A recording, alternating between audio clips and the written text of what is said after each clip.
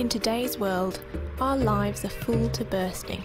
We have ever-increasing opportunities for fun, friendship and growth. So why do we sometimes feel empty inside, or caught up in worries over the little things?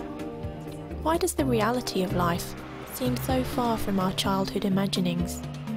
Why does the divine peace and love we hear so much of sometimes feel so far away?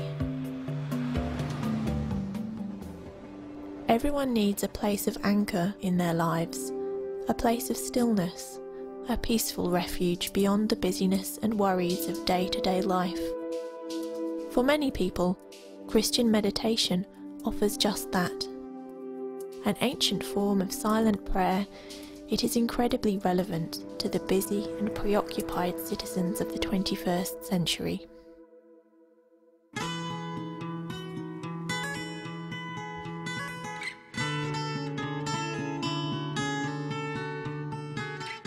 Meditation is a time of prayer which happens without words, without movement, in solitude, where you are at rest, comfortable, easy, relaxed, and then where you have this opportunity to give your attention to something. And the something is in the silence, around you and within you. It's not a thinking, it's not a praising or a thanking. It's a neutral, simple place of anchor that gently teaches you how to be in the present moment. And it's there that we discover the moment of Christ.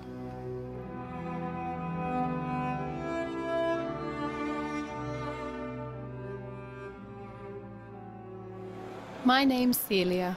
I'm part of a Christian meditation group in Sydney, Australia. Our group meets each week at a church in Paddington, a busy shopping district. In the centre of all that busyness, we make time for silence. We are quite a mixed group. Our lives are all pretty different. Some of us work, some study, and we have all sorts of interests. But when we sit down to meditate, our differences fade away as we share in the silence which connects us to each other and to God.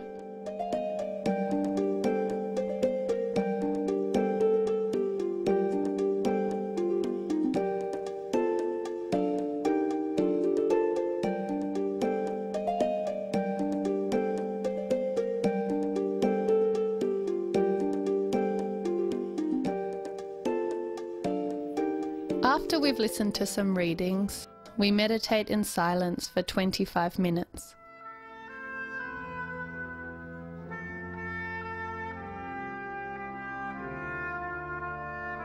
Our practice is based on the internal repetition of a prayer word or mantra. Many people use the Aramaic word Maranatha, meaning the Lord or the teacher comes. When repeating the mantra, we don't think of its meaning. It just helps us focus our attention and be in the present moment. Of course, thoughts about plans for tomorrow, dinner tonight, distract us. The key is to return to the mantra as soon as we realize we are thinking. This is a way to move beyond thoughts, words, and imaginings. Through the simplifying silence, we let go of our own plans and priorities and let ourselves be open to the divine. Christian meditation was revived some 30 years ago by John Main, a Benedictine monk. He believed that the ancient Christian tradition of meditative prayer should be available to all as a valuable and relevant practice in today's fast-paced world. John Main and fellow Benedictine Lawrence Freeman began to teach others this way of prayer by establishing small meditation groups, first in London and then in Montreal, Canada. As groups began to appear around the globe, the World Community for Christian Meditation was formed, an ecumenical monastery without walls. Today, our group is one of almost 400 in Australia and countless more worldwide.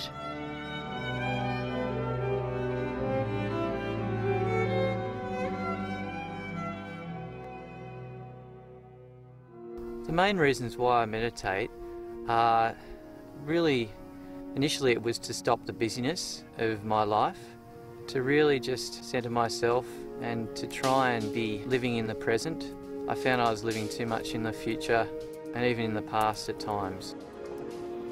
I actually meditate on the train before I go to work and also in the afternoon on the train. So I really try and blend the meditation into my lifestyle. It's my own time which I can spend with God and become closer to Him. Meditation has really helped me in my own work practice because it helps me to listen and to really be close to that person who I'm actually helping. I'm really passionate about my triathlons and about keeping fit because I think keeping fit makes you feel good. It gives me a lot of confidence in my life.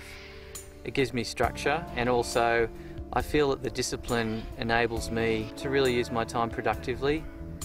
Meditation has helped me in my discipline with my sport. We're encouraged to meditate for 25 to 30 minutes in the morning and the same in the evening, and that's a big commitment, and that actually has helped me with my sporting commitments. Life is a gift, and I'm not here to waste it.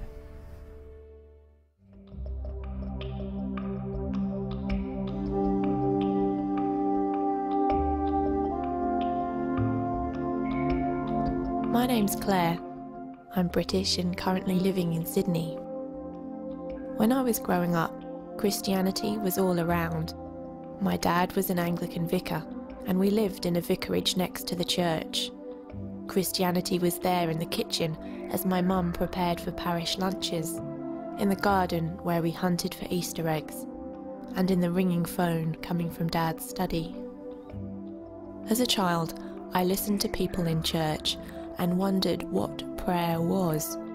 To me, it didn't make much sense to speak to God as if He was out there somewhere. Growing up, I distinctly remember feeling that God was more inside than outside. As I got older, my questions about God remained, but I put all my energy into trying to make a difference in the world, working on conservation projects and community programs overseas. Despite working in some fantastic places with wonderful people, I often felt unfulfilled. I was upstairs on a double-decker London bus when a friend first told me about Christian meditation. I knew then that this was a missing piece in the jigsaw for me. Learning about the Christian contemplative tradition validated my sense of a God who dwells within.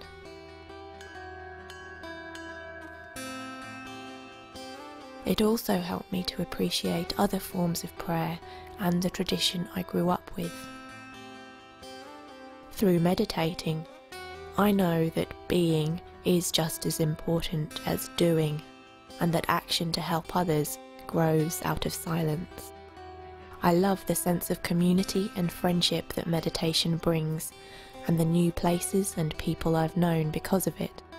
But most of all, I meditate because it's how I feel closest to God.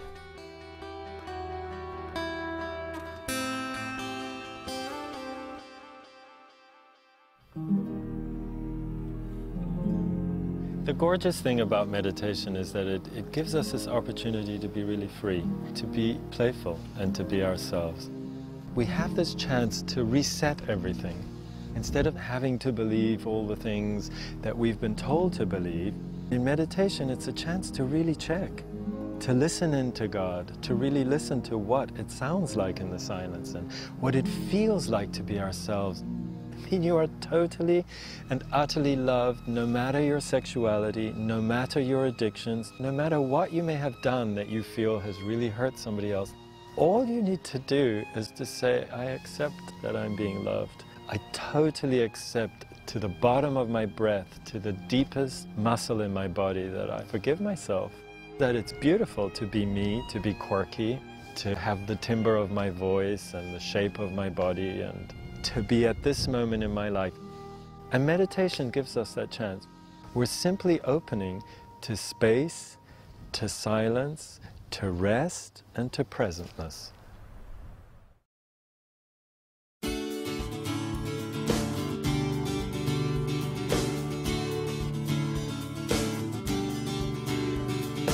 Roll on deep river,